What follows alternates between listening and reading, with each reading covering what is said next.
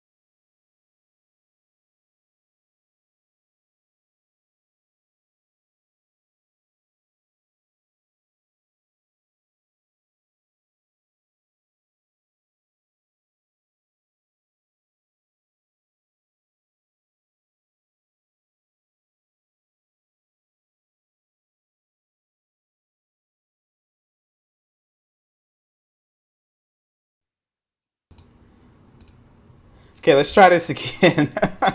Sorry about that. Technical difficulties here. We were too excited to get into the show. But we do want to welcome you. You should be able to hear us now. But we were just talking about the big news, Joe Biden being elected president, the 46th president of the United States. And Adrian was kind of talking about the reaction that we have seen both here in the United States, but also abroad, even Chancellor Angela Merkel commenting on it. And so, like you say, Adrian, a lot of world leaders are chiming in already, congratulating President-elect now Joe Biden and Vice President-elect Kamala Harris. So, yes, Adrian, a lot of people are super, super excited. And like you say, relieved that this moment is finally here. I agree. And I mean, the one thing that I think that we can see out of this election is that, you know, the Democratic Party is making a comeback in the country. President-elect Joe Biden was able to really bring about that blue wall that Democrats talk about when you talk about Pennsylvania, Michigan, Wisconsin, when you talk about those working families, middle-class families, when, I think Joe was talking about Scranton, PA. I think that was about every other day I heard something about Scranton, PA. So we realized that was such a crucial area for Democrats, and they stood up. And not only did they, kind of retake that wave, Devin, but they also, stood up in places like Georgia, Arizona, like places that Democrats didn't really think that was going to even be a chance, but now they're in play. I think there was a Senate seat that got flipped. I mean, there's just a lot of different things that happened. And, Devin, I think a lot of thanks needs to go to people like Stacey Abrams and a lot of these grassroots efforts, a lot of people who are just trying to get the vote out. I mean, that was huge. I mean, I don't think if we wouldn't have had people like Stacey Abrams around the country working to get the vote out, Joe Biden would not have been president. Oh, yes. Oh, yes. I mean, you have to thank those folks for doing the work to turn out voters and to turn a state blue that hadn't been blue in 28 years in Georgia. I mean, you look at not only Fulton County, but the surrounding counties really showed up. And we're going to get into the numbers later. But I think, Stacey Abrams' organization registered about 800,000 Georgians for this election from the last one. So, I mean, that's a ton of new voters coming into the fold who they were able to turn out, who were able to vote not only early, but vote by mail. And so that is something from the very beginning of this campaign that Donald Trump made it a point to criticize and cry foul when it came to mail-in voting, whether it's substantiated or not. He chose that strategy. And it looks like, honestly, it came back to bite him because as they were counting the votes, election night and into Wednesday and Thursday and Friday, a lot of people were wondering, well, how is Joe Biden magically catching up? And it's because of mail ballots. And it's because Donald Trump kept saying that there is fraud when it comes to mail-in ballots. Don't do it. Vote in person. So what did Republicans do largely? They voted in person. And so after we counted the election day votes, which are counted first, they counted the mail-in votes. And you're talking about 75% to 80% of those mail-in ballots came in for Joe Biden. And they were banking those votes from the moment early voting started up until, the days before Election Day. And so that gave Democrats, I mean, it really was a strategic advantage that the Democrats had in using mail-in voting and early voting to just bank millions upon millions of votes early and get them in there. And that way, despite the enormous turnout that Trump had in his base, it just wasn't enough to keep up with the amount of turnout we saw with mail-in voting. And so, Adrian, I mean, this is, people questioned Joe Biden's campaign back in February when it looked like it was on its last leg and he was finna lose. I think he finished like third or fourth in Iowa and he finished pretty bad in New Hampshire. Exactly. People were writing Joe Biden off already, saying that it was pretty much over. People didn't want him. And then black voters in South Carolina and Jim Clyburn saved his campaign. And so people have questioned him along the way, but it looks like his strategy, it it paid off. He didn't hold big rallies. He didn't need to. They still won. They banked on mail-in voting, and it's just the irony of it that is what did Donald Trump in was mail-in voting across the country. Yeah, Devin. I mean, you think about it. I mean, from that strategy to devalue mail-in voting to changing the postal service and making it slow. I mean, in theory, you know, it's almost like it's his fault that it's taking so long to get the counts in, because if he wouldn't have affected the postal service, a lot of the ballots would have been able to get untied, because that a lot of this was tied together to where I think he knew that he was going to lose, so he tried every strategy that he possibly could to win. Even like even as we're saying, telling people not to vote. But the party, went back and sent out, mailers to people saying, hey, we actually do need you to vote by mail. But when you've got a candidate who tweets and talks on TV every day, every other hour about fraud, election suppression, election security, yeah, people aren't going to trust. So, yeah, that's why Democrats, had the edge there. So I think that it's very clear that this election was a referendum on Donald Trump. I definitely believe that we're at a moment to where that's why you see so much celebration. That's why you see people relieved. That's why and honestly, Devin, I'll admit to you, when I was watching my news this morning to get, a recap of what's going on, I actually watched Fox News. I didn't go to CNN or MSNBC, I actually went to Fox News. And even on Fox News, they had a sense that, okay, this thing was called. Even when they talked about the fraud and the allegations thereof, they mentioned that none of those have been meritable. None of those have been able to hold to the fan. So, Devin, I think that everybody is on the same page here, that we're at a new chapter for America. We are. I mean, that's and that's, I mean, and the funny thing is, we're going to have record turnout. Donald Trump is going to end up with probably close to 70 million votes, maybe more, at the end of all this. And so it is a repudiation of him, but it is also an example of just how divided the country really is, where even in a record turnout election, an incumbent can lose. I mean, this is rare for an incumbent president to lose. I think it's only happened 2, maybe 3 other times. I think I remember Jimmy Carter was one term, and George H.W. Bush was a one-term president. And so this is very rare. So Joe Biden pulled off something that very rarely happens and did it in a way that we just haven't seen before with the type of numbers. He's going to have more votes than any other presidential candidate. And second to him will be Donald Trump with the second most votes ever. So there are a lot of people who like Donald Trump and who saw the last 4 years and were happy with what he was doing, and they voted for him. But I think if you look at it, we're going to get into it later, there were a lot of Republicans who looked at Donald Trump and Joe Biden and said, I don't know if I could do another 4 years of the tweets and the insults and just the recklessness with which he was approaching the presidency, and people got tired of it. And so they voted Joe Biden at the top, and then they voted Republican down the ballot. So I think it's more of an indictment on his character. I think if he had just run on policy, I think he might have won. Because you see in the exit polls, the economy was the number one thing that people cared about, and Trump always gets high remarks when it comes to the economy. But his character, in particular, the way he acted on the debate stage in the first debate, is what people took home with them and said, I don't know if I could do that. I don't know if I could vote for that guy again to act the way that he did on that stage, and the insults and the interrupting. So, I mean, no, Trump has nobody else to blame but himself. That the strategy he took is what did him in.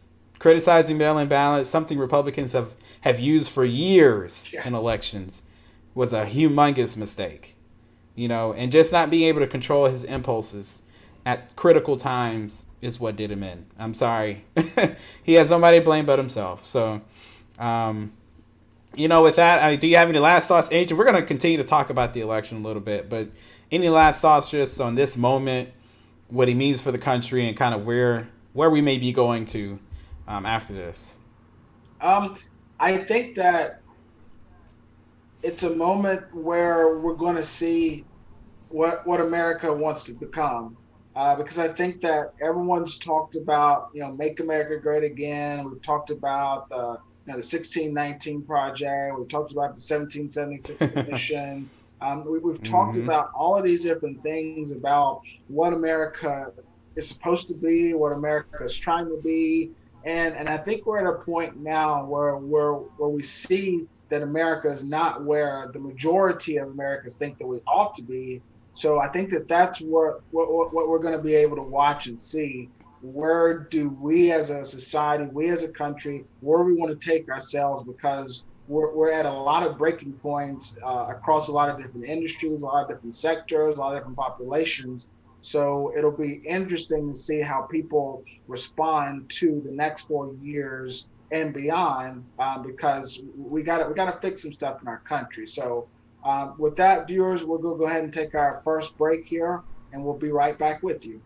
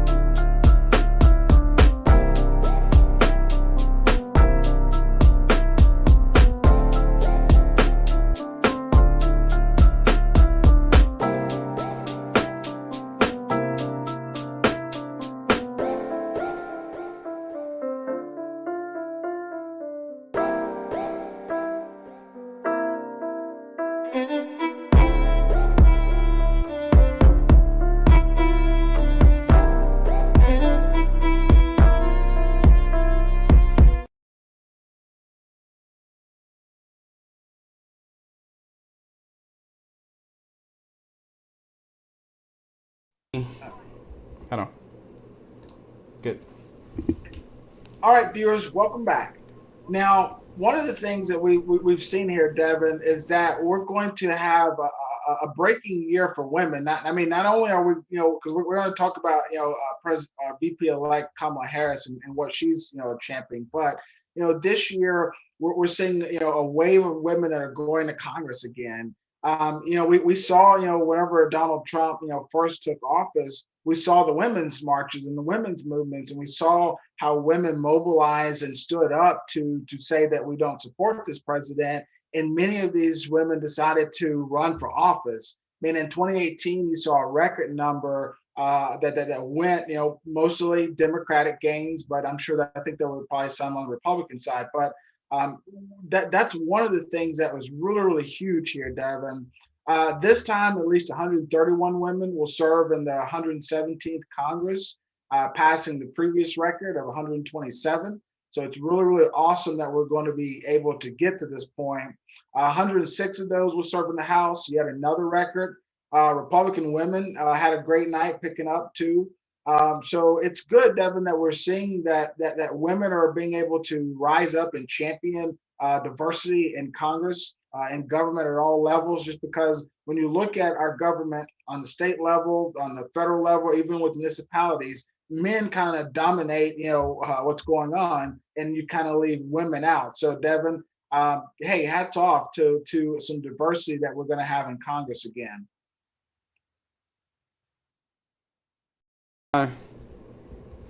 Yes, I mean it's definitely a great sign to get more women into the fold and get them involved in politics. And shout out to our previous guest, Julie Mayfield, who won her race for the North Carolina legislature. We talked to her, and she's a incredible woman who ran and she won. So shout out to her. But what you do see is definitely more women taking that jump, that risk, because it is not easy to get into the political fight. I mean, we saw what happened with Hillary Clinton. The things that were said about her looks, the way she talked, the way she acted. Women deal with that all the time, and it's times 10 when you jump into the political arena trying to take any kind of position of leadership. So whether they're Democratic or Republican, we welcome more women into the fold, so we do have a more diverse and representative Congress. I mean, I don't think anything good comes from having a huge majority run government run by men. Like, that's not how it works. I mean, I think we need some diversity, and it needs to be more equal. And so we're getting there, and people are responding and saying, okay, we trust candidates to do to carry out our values and do the things that we need them to do. So definitely a big night for Republican women, particularly. And so this is a trend we're starting to see. And so the other thing that, when it comes to Congress, is a big thing that happened on election night was that the Republicans, despite all the polls and stories about a big blue wave that was coming, did not happen. The Republicans are probably going to keep their majority in the Senate. Democrats will keep the House, but there was no big blue wave. It was barely a trickle. It was barely a ripple or anything. I mean, the Democrats did pick up 2 seats. I think they picked up one in Colorado, and Cory Gardner, the Republican, lost to, I think, John Hickenlooper. And then in Arizona, Mark Kelly beat out Martha McSally. She lost for the second time. They got to stop running her. Like, Republicans, don't run Martha McSally again in Arizona. This is like the second time she's lost the Senate race. So the Republicans picked up those 2. I mean, Democrats picked up 2 seats. But Republicans picked up a seat in Alabama, with Doug Jones losing to Tommy Tuberville, former head coach at Auburn. And then they kept all their other seats. Mitch McConnell's won, Lindsey Graham won, Susan Collins won. I mean, you name it, they all won. Ernst, so it was a weird. Joni Ernst won. I mean, there were polls saying that Ernst was down to her challenger. They said definitely Susan Collins. From February, the polls were saying she was going to lose, and she miraculously wins on Tuesday. So it's it was really bizarre to watch it play out, because people were confused by how Joe Biden was picking up so many votes, yet Republicans were winning the down ballot races. And so there were a lot of folks who must have just put Biden at the top and then went Republican, down the ballot. But there is one more chance, I think, for the Democrats to try to control the Senate.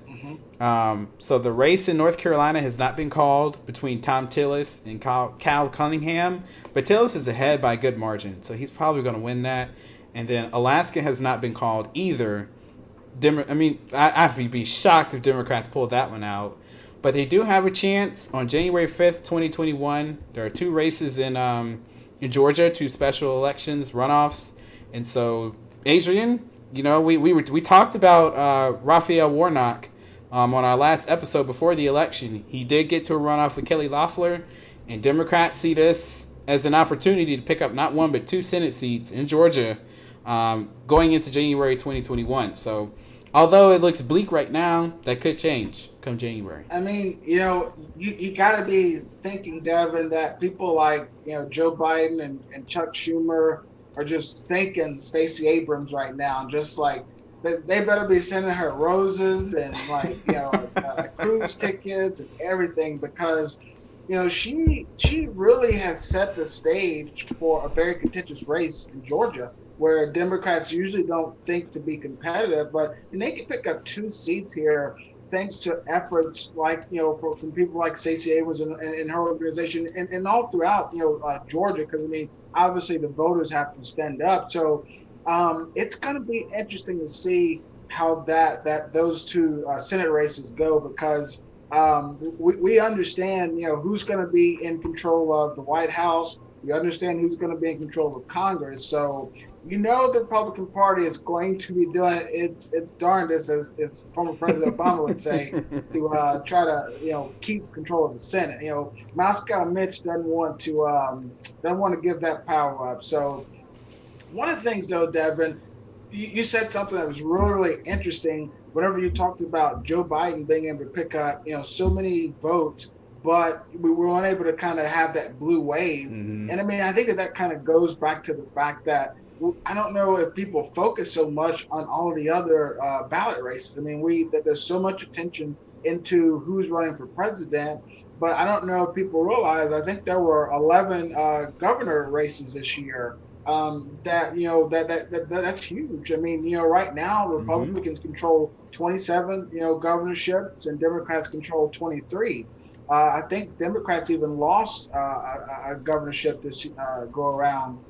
When you look at the state legislatures, Republicans control about. Well, when you look at total seats out of all state legislatures, they control about 4,100, which is about 57% of state government. So when you think about that, the Republican Party, the party who's championed voter suppression, controls about 57% of state government. That's huge, Devin. I mean, they control both chambers in 32 states. I mean, that's huge. It's things like this that I feel that our purpose in our podcasting and things like that. We gotta wake and bring up more awareness to stuff like this, because these are the when you think about redistricting and things of that nature. These people are the ones that make those decisions, and we often don't pay attention to it, Devin. So I hope that if anything, I'm glad that that we'll have a Democrat in the White House. But when you look at the fact that like I said, 57% of state government is going to be controlled by the GOP, that's almost a scary thing to say. Because and viewers, you can think of it how you want by me saying that, but based off of how the parties handled themselves with Donald Trump, I don't know if I feel comfortable with 57% of state governments being run by them. So that's a little nugget there. Yeah, I mean, it is a difference in strategy. Typically, Democrats tend to really hone in on those presidential and sometimes the Senate races, but the down ballot races really kind of get ignored sometimes. And this has been a strength of the Republican Party for a very long time. They have dominated state legislatures and governorships, lieutenant governors, secretaries of state. Even right now, we're watching it play out in a place like Georgia. The governor is a Republican. The secretary of state is also a Republican. Even in Pennsylvania, I think they do have a Democratic governor. But you're seeing it play out. And so I guess, like you say, these folks, this is where really a lot of the power is. They have the control to change the rules. They redraw the districts. They can decide on, when ballots are counted. In this case, a lot of Republican legislatures made it a point that mail-in votes were going to be counted last, and they could not be counted before Election Day. That is part of the reason this election took so long to be counted and tallied and decided, because legislatures that were run by Republicans did not want mail-in ballots to be counted first. So they have a lot of power, and so that's something we're going to definitely have to focus on, starting with this special election in Georgia and then going forward into next year. And I think 2022 is when a lot of governors may be up, for re-election. And so we need to focus in and hone in and turn out the same way we did this time.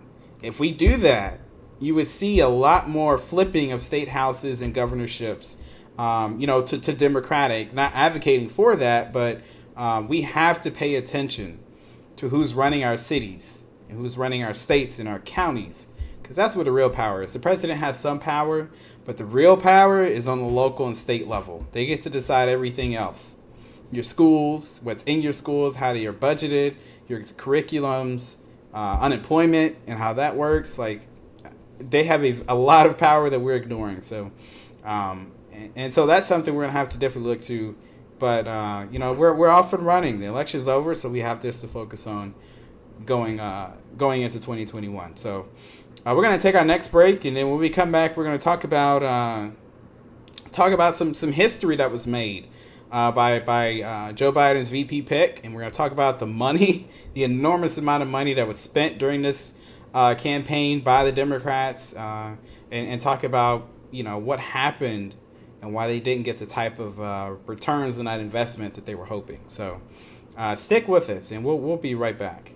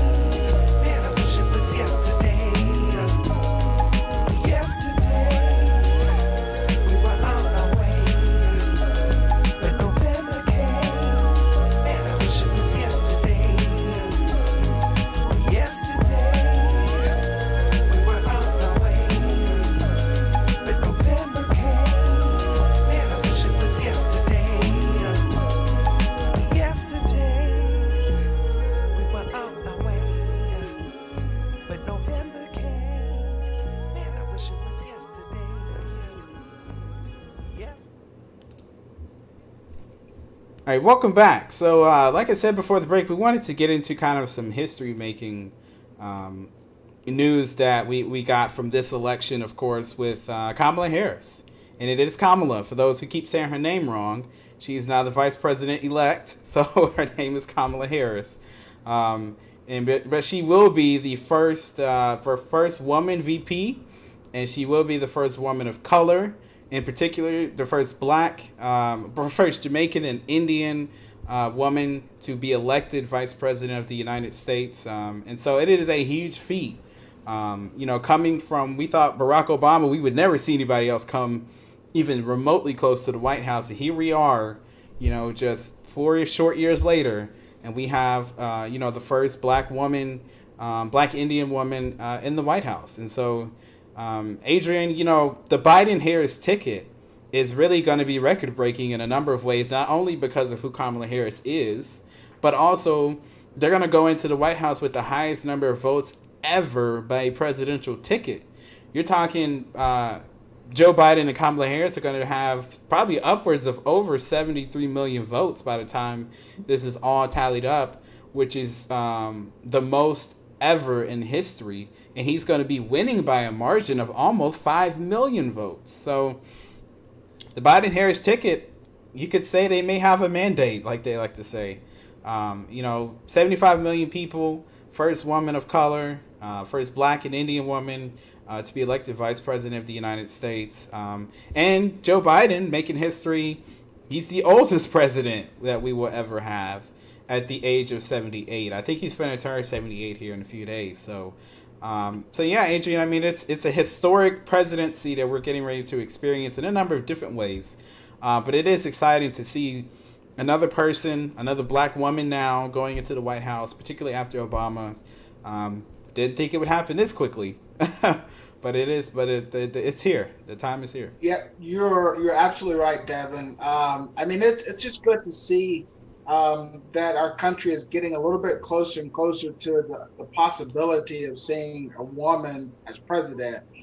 Just because I think that that to get to where we are, people had to get a little bit more comfortable with Kamala being potentially sitting behind the Resolute desk. And it's just nice to see that our country has progressed a little bit. Because I mean, you think about it, Devin. I mean, Hillary Clinton had such a hard time running. I get that some people didn't necessarily like the Clintons, and maybe they didn't like the foundation and all that kind of stuff. But I definitely think that her policy spoke to a higher vision when you put them aside Donald Trump. But they just tore her apart. And I don't know if some of that was because of being, the Clintons, or if it was being a woman. Probably was a little bit of both. But it just shows in our country that women do have a hard time. I mean, even whenever she was running as a presidential candidate, I mean, it's like people almost just tried to say she was nasty for being a prosecutor and attacking people and things like that. People just tried to just discredit her so heavily comparatively to everyone else. I mean, you've got the current occupant of the White House who mocks disabled people, but people called her nasty and tried to make fun of her name. I don't know, Devin. It's definitely going to be interesting to see how the administration moves forward, because when you look at the fact that yes, they did get the most votes in history, but what you said about the Trump team, they got the second most. And I mean, there's a lot of people who voted for him. I mean, he, no one really acknowledges it, but he did expand his base, because I think he only got maybe 60 or 62 million in 2016. So theoretically, he did expand his base. And I go back to the fact that it's a really stark contrast between the 75 million that voted Biden Harris versus the 70 million that voted Trump Pence. It's going to be interesting to see how the next administration really heals and bridges the gap, and is actually the American president that President-elect Joe Biden has said that he's going to be. Because I mean, there's a lot of supporters who are just not letting this go. I mean, you had the president saying stop the votes, but I saw some of his supporters saying we need to go in there and keep some votes going in one state, but stop it over here in this other state. So again, I don't know what the strategy is, but it's going to be an uphill battle for President Biden and Vice President Harris to really be the American leaders that they want to be. Yeah, I mean, it's definitely going to be a challenge, no doubt about it. And I don't expect it to go perfectly. Like you say, the Trump team is still having to process the fact that they lost this election, and that there is, unfortunately, just not widespread voter fraud that's being coordinated between 5 different states. It's just not happening. And so it will take time. And I think Joe Biden is going to give the Trump folks some time to come around and understand that they lost. And people, with Kamala Harris being there, I do feel better about hopefully getting some of the things that we want done. In my case particular, I'm looking, for student loan relief and making college, tuition free, and getting an advanceable tax credit for new homeowners to use for down payments and things. I'm looking for that. And so I think, they have a big agenda that they need to get to. But one thing they better keep in mind is that black folks will be there January 21st with our hands out and with a contract that these are the things that we need to get done. Because we learned, unfortunately, during the Obama administration, we cannot just vote these folks in and just expect for the things that we want to happen. We have to stay on top of them. So they have a mandate of 75 million people who are behind them, but we expect results. Republican-controlled Senate or not, we need some of the things that we've been asking for a very long time. So, keep that in mind, Biden-Harris team, as you make your transition. Black folks got you in there. You better be ready to give us some returns on our investment. Otherwise, we won't be there in 2024. We might be supporting somebody else. So, but yeah, go ahead. I was just gonna say that's right. So one thing we did want to talk about with this election was just the amount of money that was spent. We all know money rules politics. Money and politics go hand in hand. But this year is different than any other with the amount of money that was spent on these campaigns. I mean, this is an estimate here. I think from Fox News, you're talking $8 billion spent on campaign ads than in any other campaign in the history of this country. Think about what you could do with $8 billion rather than spend it on ads that didn't work. We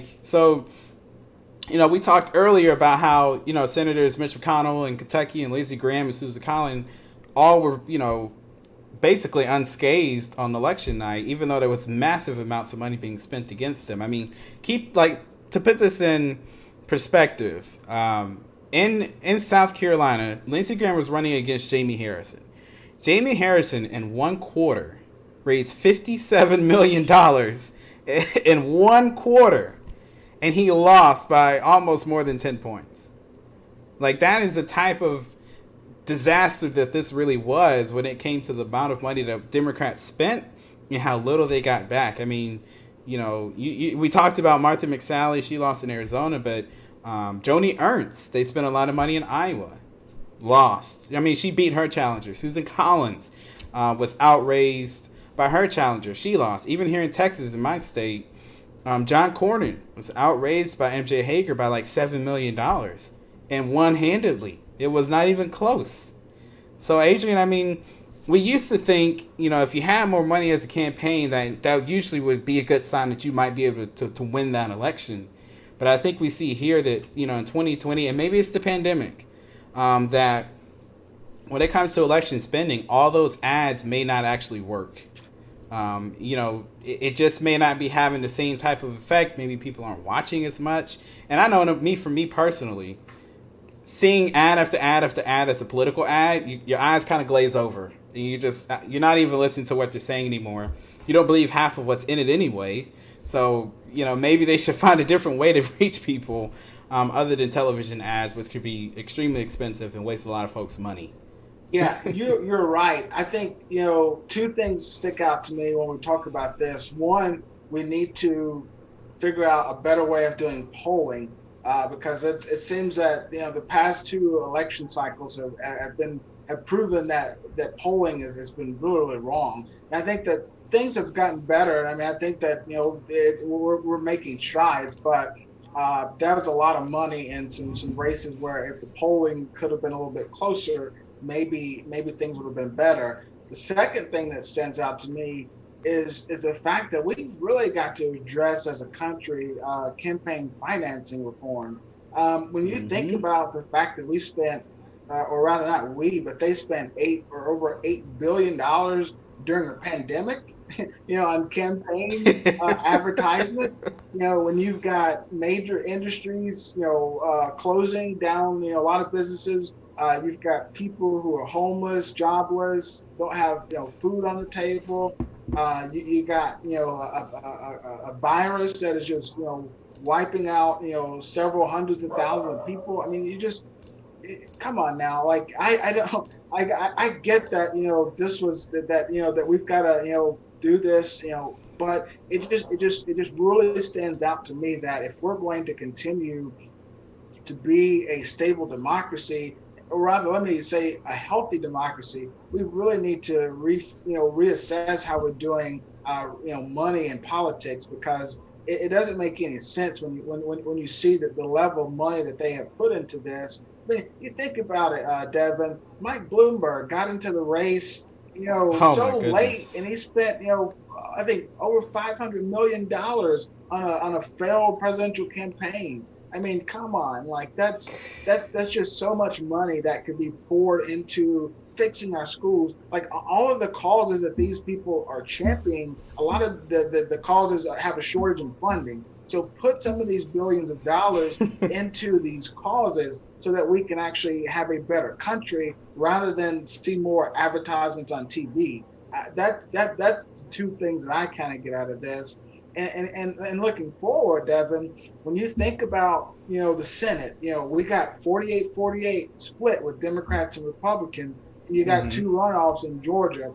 Think about how much money, we're going to see get flooded. Oh my goodness. Yeah, just think about how much money. If we thought that, that this thing was over, that election season was done with, just wait until we see all of the money that's going to be poured into that runoff race, both runoff races. It's going to be money flying in from everywhere around the country because that runoff is humongous because, once they call North Carolina and Alaska, if the Republicans lose either one of those, the Democrats, if they win both those seats in Georgia, would have control because the tiebreaker vote goes to the party that's in the White House, which would be, in this case, Kamala Harris. So this is huge. If they can pick up these two seats and possibly pick up a North Carolina or a Alaska seat, it's not likely, but it's possible. But yes, it's going to be the center of the universe for the next month until we get this special election over. So folks in Georgia, get ready. You're going to get bombarded again with political ads that don't work. But I mean, maybe they do work in Georgia because turnout was way high in Fulton and DeKalb counties, and we're going to talk about that too here, the turnout. So maybe it works in certain areas, but it doesn't work overall. For Democrats, and especially Mike Bloomberg. My goodness, you're talking $500 million just gone down the toilet. You ran for president, you dropped out a couple weeks later, and I think I saw leading up to election day he was putting $100 million into just Florida for television ads, and Joe Biden was not even close to winning that state. So that should tell you right there, we got to rethink, the way this process is working. But the other thing we did want to talk about, keeping in with the election and turnout, is black voters, of course, and how, in particular in Georgia, black voters turned out like never before.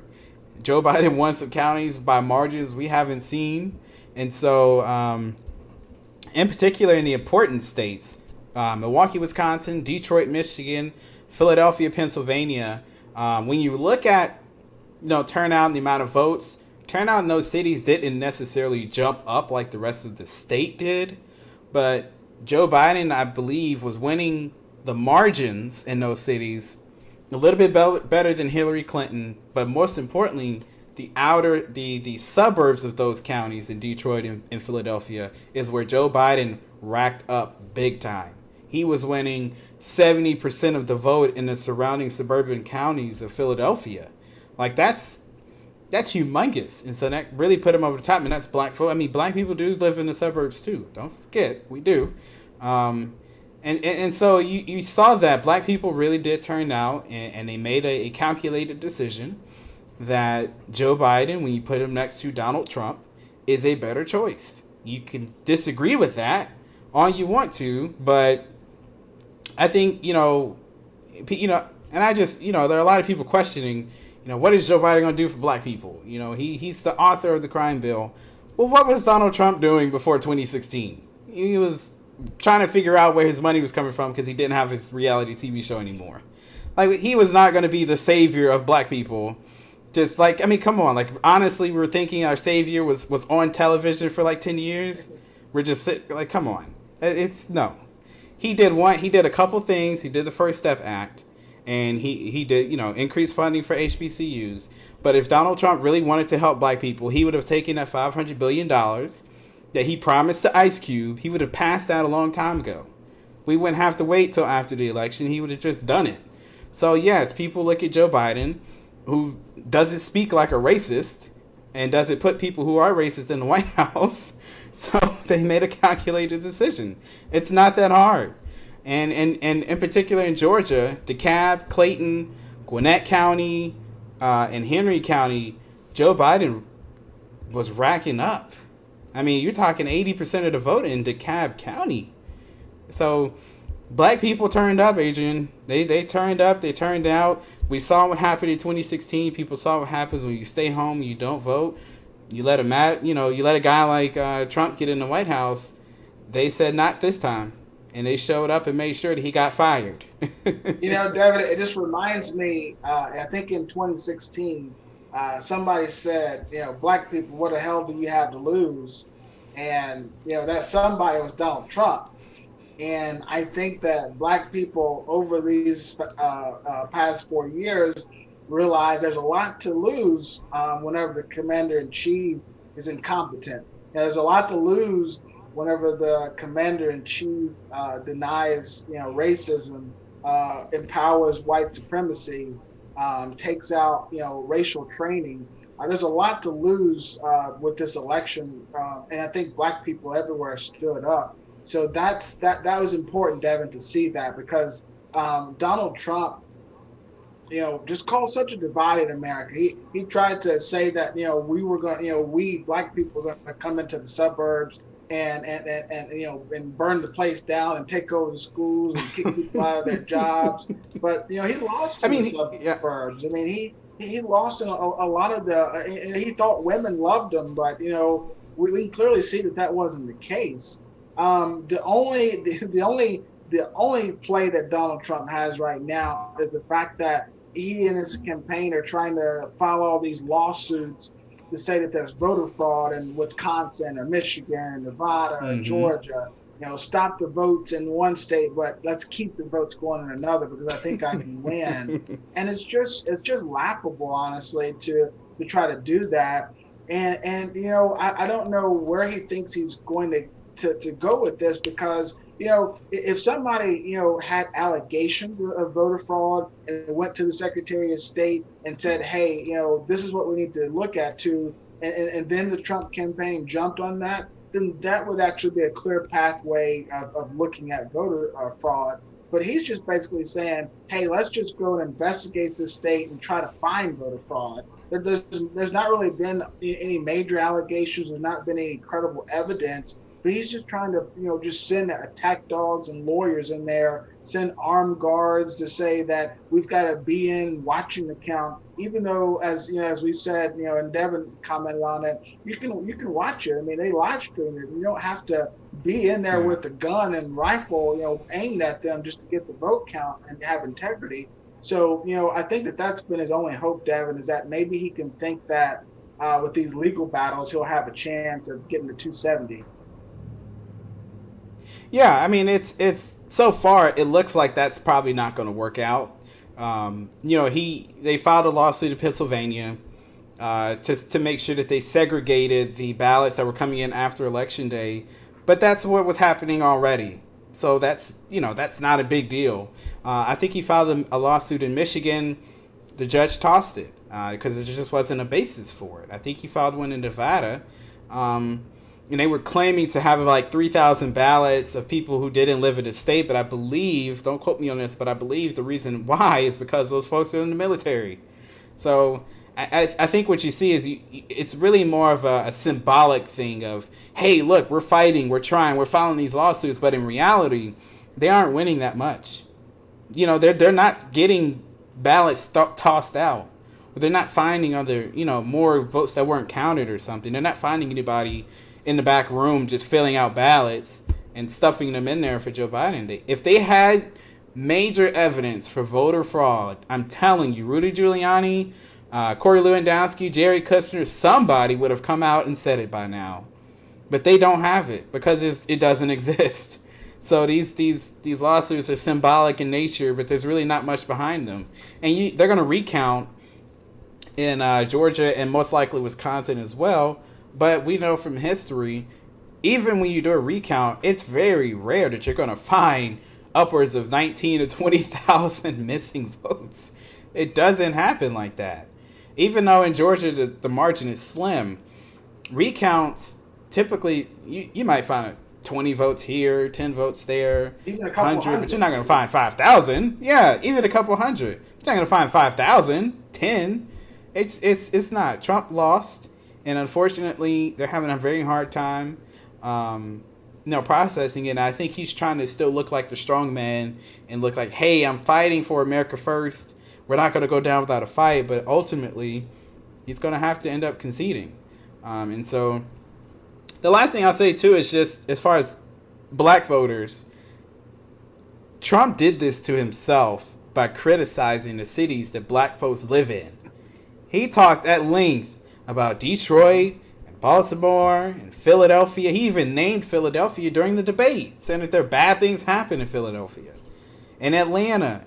And so what did you think was going to happen? I don't understand the people who really thought that black folks listened to the stuff that Donald Trump was saying about these crazy Democratic-run cities that were full of crime that he was trying to keep from going out to the suburbs, that black people are going to listen to that and not understand he's talking about us. He's talking about keeping us out of the suburbs because we're the ones who are going to bring in this low-income housing and change the way of life in the suburbs for white people. That's what he was doing. We're not stupid. Black people do have a lot of political power, and they, we really can but influence what happens in the Democratic Party because we do vote with them so much. If we ever decided to support another party, it's over for the Democratic Party. That's it. So I just wanted to make sure people understood black folks made a calculated decision on Tuesday. They see Joe Biden as a stepping stone to a means to an end.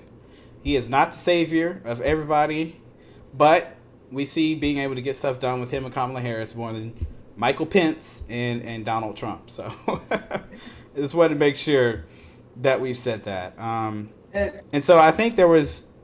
Yeah, go ahead. Yeah, and I was going to say, and before we get to our last break, one of the things that I saw, Devin, and I was going to read it. I saw a Facebook post, and it was kind of interesting because it kind of speaks to the mentality of the 70 million or so that voted for Donald Trump. But the post was saying we had a good economy, records were hit in the stock market, there was peace in the Middle East. Better deals with China, African-American colleges were funded longer, people were getting out of jail, more jobs, less taxes, better interest rates, but people were hurt, because he didn't represent what they thought, because he represented hate.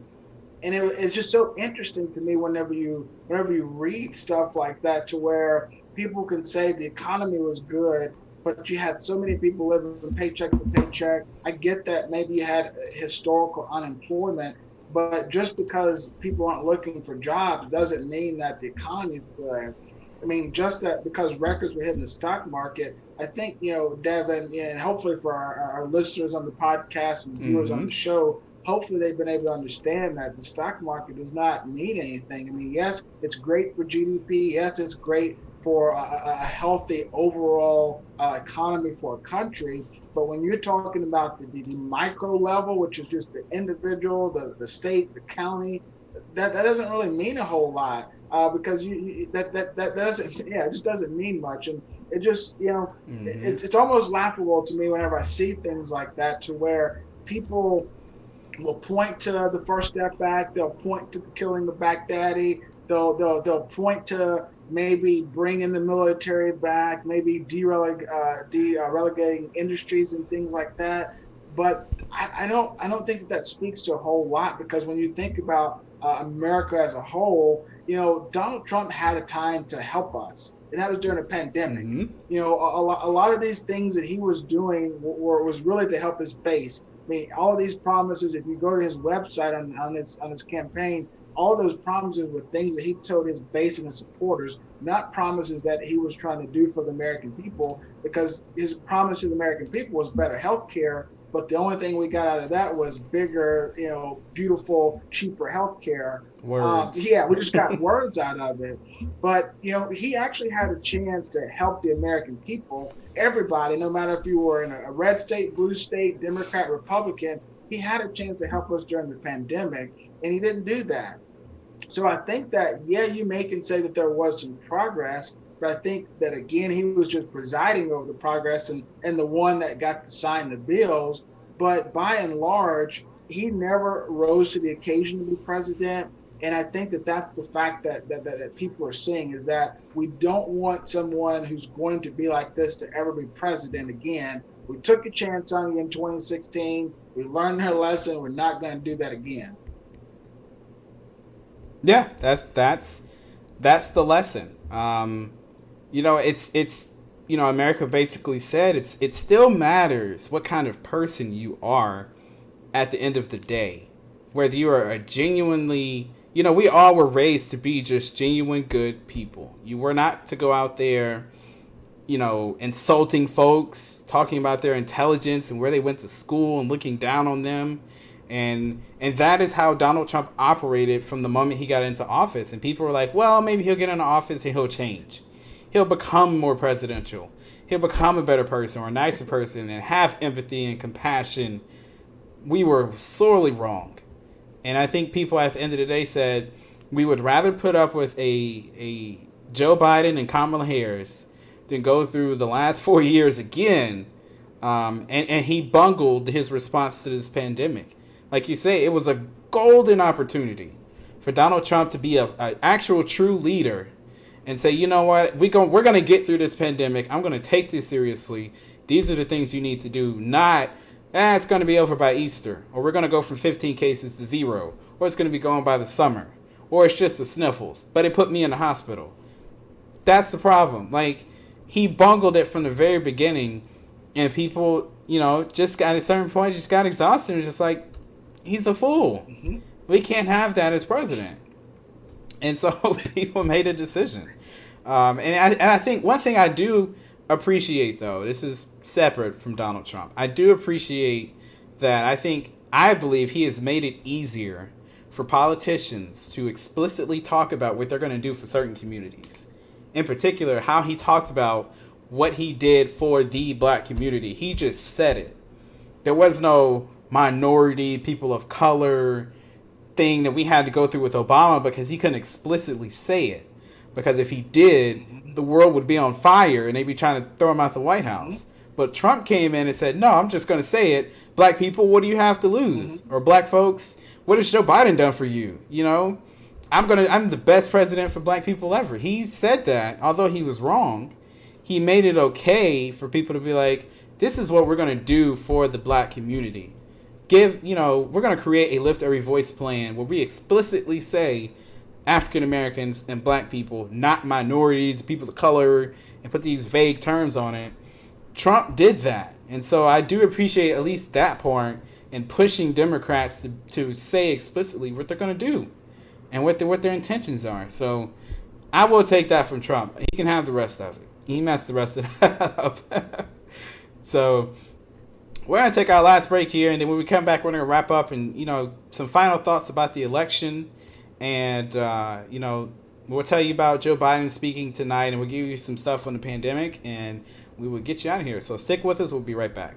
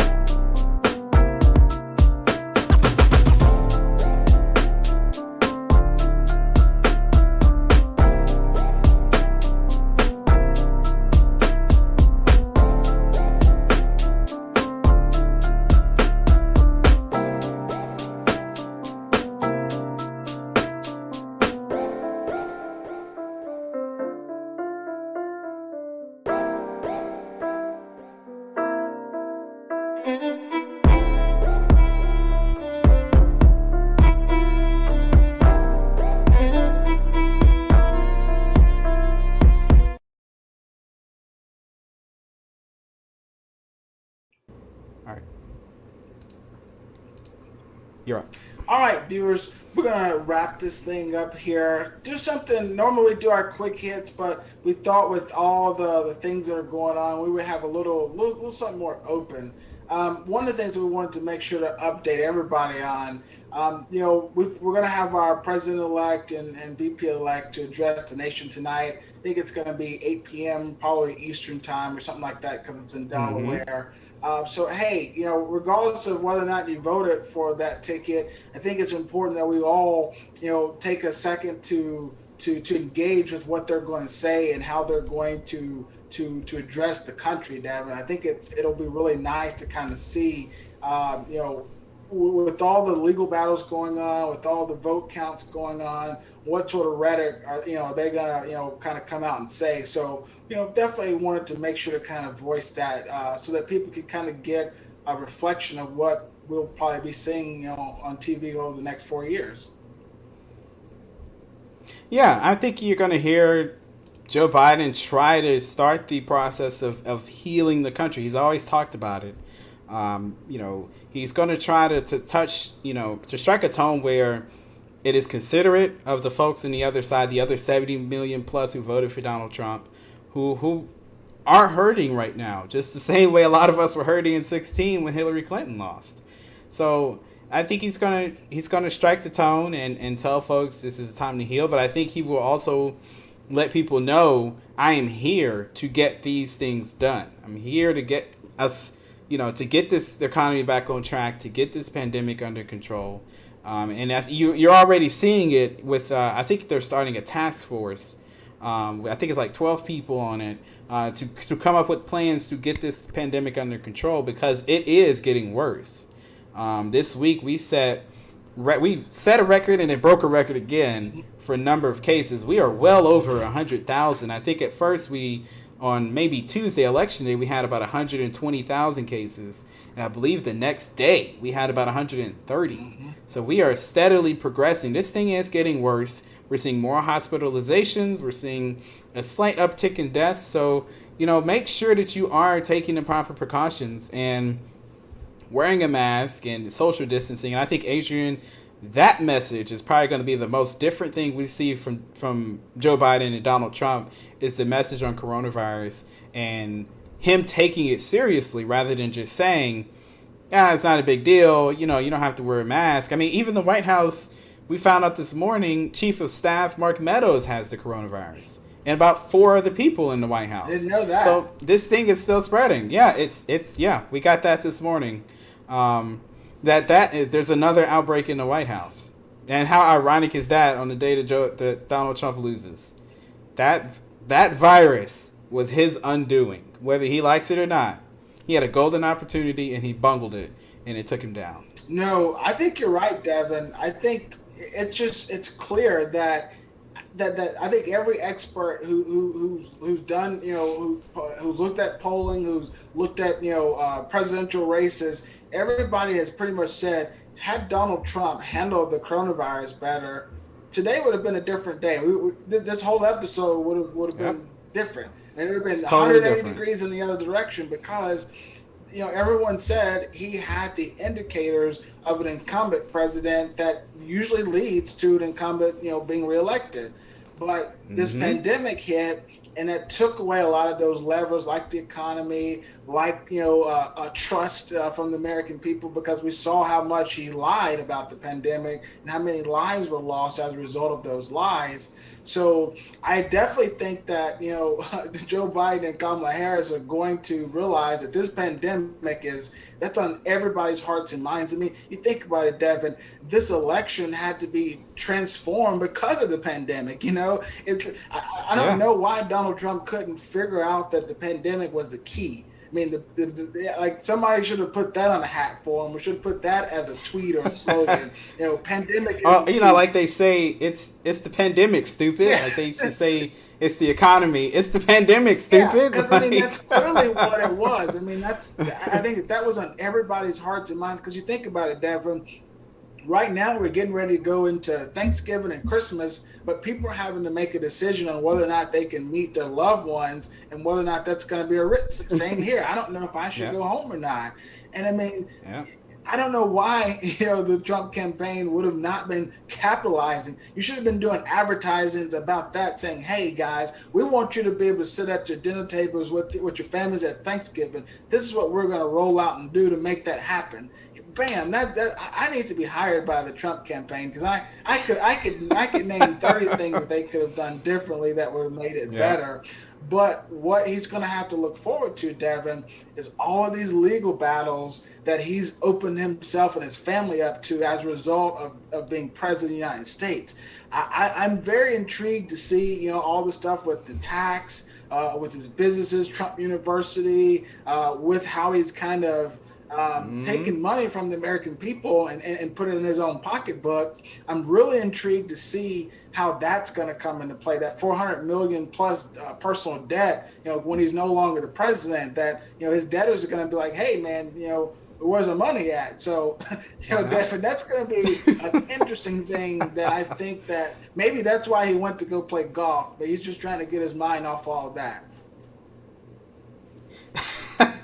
How ironic was it that he was out playing golf when they called the election?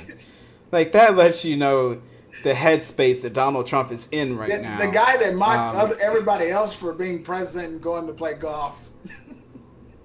He goes to play golf and loses an election. I mean, you can't make it up. The irony, like, this literally was played out better than a movie. Like, you cannot write this stuff up. That, all this happened the way it did, a pandemic and all this happened, and mail-in voting, the thing he criticized is the one thing that takes him down. It is incredible how 2020 is played out. But yeah, I think, it's going to be interesting to see what happens to him, whether it's Trump University or his taxes or, whatever shady deals he's got on the side, tax evasion possibly. I think he even has a lawsuit from somebody who claimed he raped a woman. And so at one point he was trying to get the DOJ to represent him in that case, and they said that they could not do that. So that's going to play out now that he's not president anymore. So it's going to be interesting. He's not going to go quietly. I don't know if he's going to show up at Inauguration Day and go through the motions and showing Joe Biden and Jill Biden the White House. And I don't see Trump doing all that, because he's not one for traditions like that. He's already confirmed extremely hard for him. I mean, he was petty enough not to bring Obama back to the White House to unveil the man's portrait. Like, that's the level of pettiness Donald Trump has. So I don't expect him to let Joe Biden to welcome Joe Biden into the White House and go through the motions of what we have seen play out for centuries. But hey, Devin, maybe one thing that can you imagine what that's going to look like, to see, President Donald Trump, sitting behind Joe Biden taking the oath of office. I mean, can you just imagine what that picture is going to look like? It is going to be something else, because I remember watching the inauguration of Donald Trump and looking at the faces of really one Michelle Obama, who was very obvious she did not want to be there at all, and it was all over her face. So I think we're going to see a lot of that from the Trump people. Melania, Ivanka, Jared, Don Jr. especially, Eric Trump. You're going to see some long faces. But I think, too, don't be shocked. There's talk of a Trump TV network that could be popping up after this election is over and the Trump people are out the White House. There's a possibility Trump could start his own TV network. So don't be shocked when you see him back on television. See, Devin, now I have not heard that story. So that's something that I hope that it's coming. We definitely, I support free speech, but I think when it's been confirmed that he is the number one spreader of disinformation during the pandemic. Yeah. That's a pretty clear indicator that he might not need a news outlet to perpetuate more falsehoods. He doesn't, but it's interesting to watch him fight against Fox News and the way that they criticized them, saying that, I mean, essentially he said Fox News was not far right enough, that Fox News wouldn't go along with all the crazy that he was doing. And so I think that really set up him going and creating his own network, because they don't like Fox News anymore. And really, they got livid at them because they called Arizona early. Mm-hmm. So, I mean, they were really mad at Fox News for that. So, yeah, we might see Donald Trump on TV for the next few years. And we might see one of the Trump kids run for president. So you never know. And technically speaking, Donald Trump could run again because he was a one-term president. Not likely, but it's possible. Yeah. So don't let that. Hopefully, that doesn't scare too many people. But that is very possible. And I definitely think, Devin, what you said about his children. I think that when you look at the fact that, assuming that Donald Trump, doesn't end up in prison because of all the the legal things, he could potentially be a Republican kingmaker. I mean, when you think about the fact that he's gotten more votes than any other, well, second most votes than any other president, the most Republican, president, I guess, to get votes or whatever. I mean, he could, if he backs you, I mean, that's a lot of people that you can have. That's 70 million people essentially that might back you and donate to your campaign, whether it's a local Senate race or whatever the case may be. So I definitely think that's a great point. Yeah, I think that's a great point that I didn't think about until what you said. But I was like, when you think about it, assuming he doesn't end up in jail, he could have a lot of influence, and he's going to have a lot of influence. Because don't forget, viewers, before we wrap you up, he has done one thing that no other president's been able to do, and that's putting these federal judges and Supreme Court justices on the bench. So regardless of whether or not we see the Trump legacy in a news segment or a news network, or him being a kingmaker, we will definitely see his legacy in the judicial branch of our government at every level. So that is one thing that we will be able to take back or take away when we think about Donald Trump. That's a great point. I didn't think about it like that, but a kingmaker he would be if he got a TV network and his base gravitated towards that, and he was able to bring folks on. I mean, you see it now with people like Rush Limbaugh, who are able to, when they back somebody, that their name recognition goes through the roof. I mean, though there are people out there who they tap somebody and say, I'm going to endorse you, and you're off and racing, to the presidency or the Senate, governor, whatever. So yeah, I mean, that's some power, honestly. That's a lot of power. Donald Trump has a hold on his base, 70 million folks. If they watch Trump TV and see the candidates coming on there, we could see this play out. We could see Trumpism continue to fester and take over the Republican Party, or create a whole nother faction of it like they saw with the Tea Party. So yeah, Trump's not going to go away quietly, folks. He's going to be around for a long time. And his imprint, like Adrian said, is going to be carried out. His imprint will show in the court system. So hopefully we don't have to rely on them for any major decisions. But his imprint his legacy would definitely live on through them. So that's our show for the day. It's been a good one. We rolled through a lot of news. We'll be back with you next Saturday at 4 o'clock. As always, Facebook and YouTube live. You can watch us. If you want to follow us on social media, you can find us on Facebook, Twitter, Instagram, at Black Agenda Pod. It is right up at the top there. That way. So you can, follow us, like us, and then share the stuff we're putting out. We really just want to have these conversations to try to bring you the news in a different way, a little bit more casual. So, most folks can understand we're not a big news network, but we do try to cover the things that are going on. And some news that folks would care about. So, of course, what we're doing here is not totally free. We do pay for some of these things. And so, Adrian, you can tell the people how they can donate to us to help us out, help us keep this going. Yeah, we always like to remind people of that because, yes, it's good to be able to bring news. Yes, it's good to be able to engage with the podcast, but to be able to rise to a higher calling, we need some funding. So what you can do, you can go to Patreon, which is patron.com/BACKFIRED. patreon.podbean, podbean.com/Black Agenda Pod. So again, that's patreon.podbean.com/Black Agenda Pod. We're gonna make sure that we next time we'll make sure to have that above, so you can go to that too. We'll be able to share that. Or if you listen to us on our host app, Podbean, you can actually click directly onto it, and it will be able to take you there. You can see all the rewards you can get to pledge to be a monthly subscriber or pledger, however you want to look at it. We're trying to do some great things, so we'd love to be able to have that support. Don't forget, on Tuesday, we'll be dropping another great episode. So like Saturdays, you can watch us live. On Tuesdays, you can listen to us, talk to great guests, talk about different topics.